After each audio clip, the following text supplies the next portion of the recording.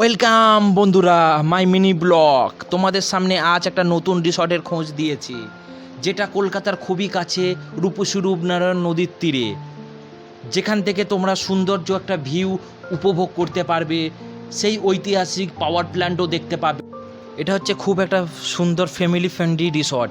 এখানে তোমরা আসো, নিজেদের সময় টাইম স্পেন্ড করো আর নিজেদের সময় কাটাও। উইকেন্ডে একবার আসো, এসে তোমরা ঘুরে যাও। এটা কলকাতার খুবই কাছে রূপসী রূপনারায়ণ নদীর তীরে। তোমাদের যদি বিশ্বাস যদি না হয়, এই গরিব ইউটিউবারকে এই রিসর্টে খুঁজে পাবে।